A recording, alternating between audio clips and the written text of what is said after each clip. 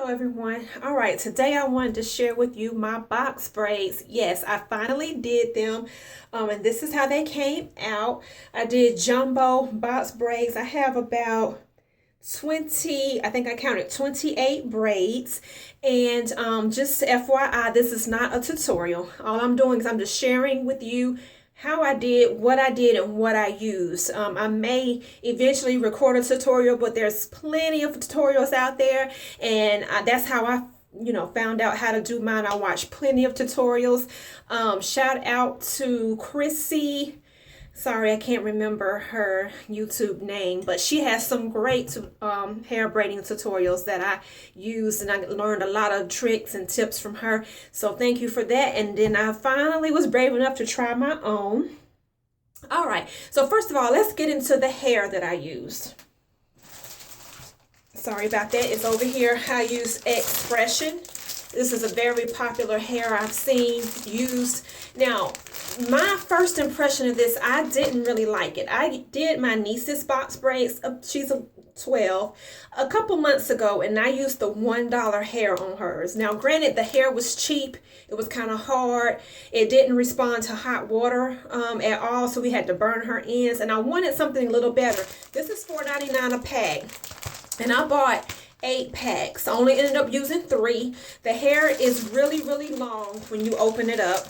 So I ended up cutting the packs in half and only used 3 packs. All right, so the reason why I didn't particularly care for it at first was because it seemed like it was really stringy. It got tangled up really fast. I tried using a paddle brush, and I actually messed up a whole pack of hair. I just didn't know how to separate it, and I had to learn how to do that. But that was that. All right, and so okay, let's go back to, okay, before you put the braids in your hair, you may want to add an extra little oomph to your regular shampoo routine. So like a deep conditioner, what I did was a conditioning pre-poo, which is really easy, and I can share it with you if you want me to. I used my co-wash conditioner that I used to co-wash with and put it in a spray bottle along with a little bit of olive oil and some water, shook it up, and I put my hair in 4 sections and saturated my scalp and hair with that prior to shampooing it. Left it on for about 30 minutes. Then I proceeded to my regular wash day routine.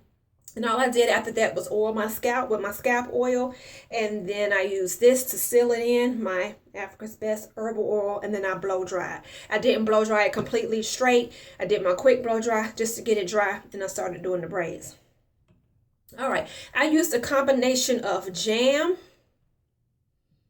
This is the Shine and Jam conditioning gel. And my favorite Eco Styler gel is the olive oil. Finally got me some of that. Got both of these at the beauty supply. $2.49 for that and only $1.69 for this. And as I sectioned each part for my braids, I used the jam and the Eco Styler gel. As I started putting the braids on, I would use jam all the way down. Then when I got to the ends, I would use the Eco Styler gel so I could braid it all the way to the end. Okay, I got my hoodie string mixed in. Okay, all the way to the end. So after that, I did use the boiling hot water method. Boiled a pot of water. Now, you may not want to use a pot that you normally cook in. So what I did is I just put the water from the pot into a big bowl that I don't normally use for food.